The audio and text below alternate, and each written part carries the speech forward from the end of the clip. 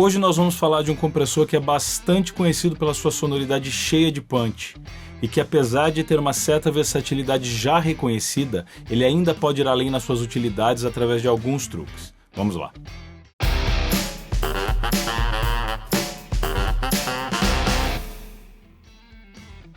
O DBX 560A é baseado no modelo 160A, da mesma marca, porém esse último se apresenta no formato de rack, enquanto o 560A como o módulo série 500. Esse modelo é um compressor do tipo VCA e opera com detecção de level RMS, para uma compressão bastante musical e mais alinhada com a forma como os nossos ouvidos percebem a variação de volume.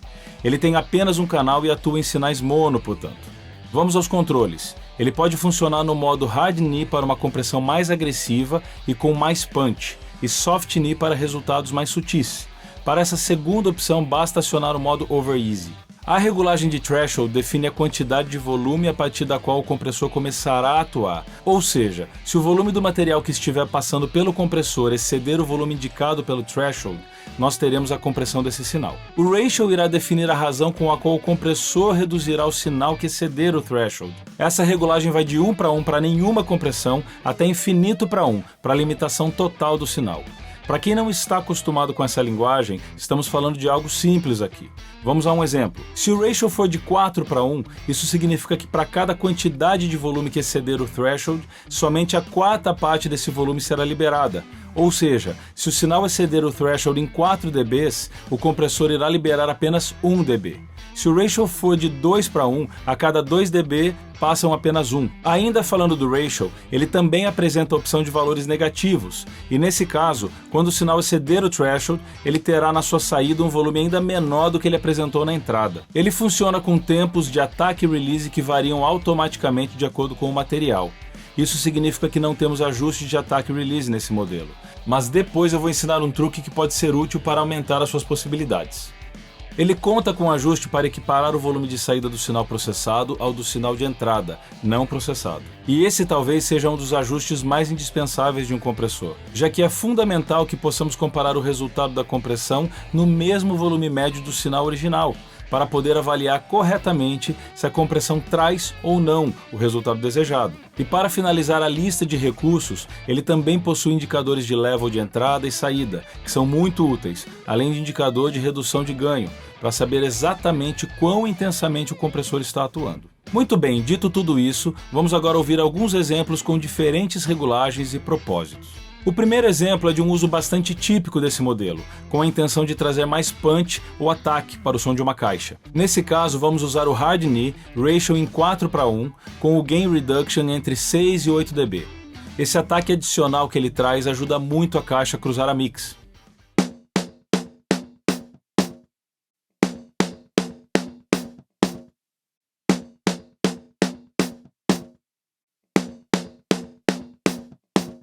O segundo exemplo é a compressão de um baixo. Nesse caso estou usando o Hard Knee também. Apesar de ter ótimos resultados com o Soft Knee para a compressão de baixos, o que eu quero aqui, além de aumentar um pouco mais a sustentação das notas, é enfatizar o caráter rítmico dessa execução, já que se trata de notas não muito longas.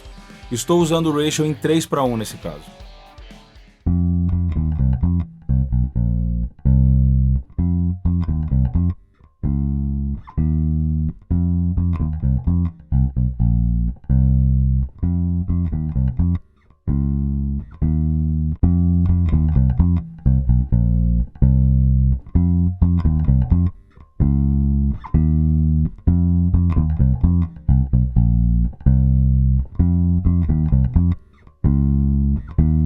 O terceiro exemplo é com uma voz masculina.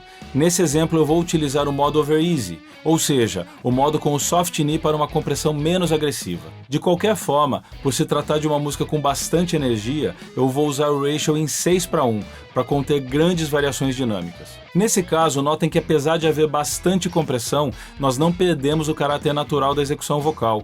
Ela apenas soa mais uniforme e com mais energia. But expectations are still my own foul. I see what's going on here. Won't let confusion drag me down. Whoa, no. But expectations are still my own foul. I see what's going on here. Whoa, let confusion drag me down. Whoa, no. Eu disse que ia mostrar um truque com esse compressor. Como não temos a opção de ajustar o tempo de ataque e release, às vezes eu sinto falta de um release mais rápido, para poder ouvir com um pouco mais de intensidade a cauda sonora de uma caixa, por exemplo, depois de trazer mais punch para ela com o compressor. Para isso, eu ajusto o ratio em -1:1 e o threshold vai apenas encostar no transiente da caixa. A compressão será intensa, mas o release será muito mais rápido, e a ressonância ou cauda sonora vai soar mais aparente. Ouça o som dessa caixa sem a compressão e com a compressão típica, porém levemente exagerada, com 10 dB de redução de ganho.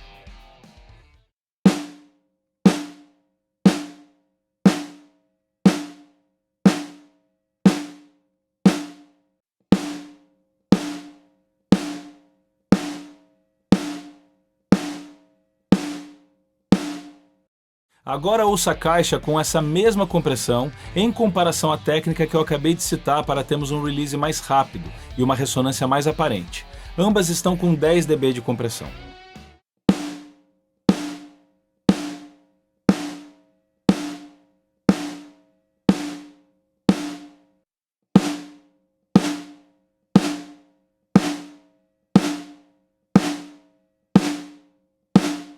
Acredito que os exemplos todos já devem ter mostrado o quão versátil e útil esse compressor é, e isso explica a razão dele ter se tornado um clássico da indústria. Eu quero chamar a atenção de vocês para algumas questões. O uso de compressores não apenas reduz a dinâmica de um determinado material sonoro, mas ele também pode aumentar essa dinâmica. E o DBX 560A é capaz disso. Veja a imagem e entenda o que eu estou querendo dizer com isso. Portanto, para comprimir um sinal de áudio, nós precisamos de 3 coisas: uma razão, um resultado já imaginado e uma estratégia. De outra forma, esteja você lidando com plugins ou um compressor analógico, será inevitável aquele gira-gira de knobs só para ver o que acontece com o som, e depois de alguns minutos fazendo isso, vai ser difícil você ainda ter uma ideia clara do que você estava buscando com essa manobra. O uso adequado desse tipo de ferramenta se justifica pelo resultado sonoro final e o quanto ele colabora com o resultado musical final, e não pela diversão que o gira-gira de knobs pode trazer. Dito isso, todo esse processo deve ser feito ouvindo os resultados dentro da mixagem. Afinal, a forma como um instrumento soa isolado pouco importa, já que não será dessa forma que as pessoas irão ouvir os resultados. E mais uma vez, encontrem uma razão própria para comprarem ou não esse tipo de equipamento.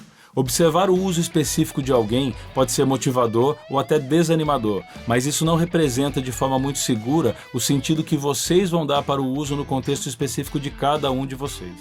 É isso, galera. Obrigado mais uma vez e até o nosso próximo encontro. Valeu!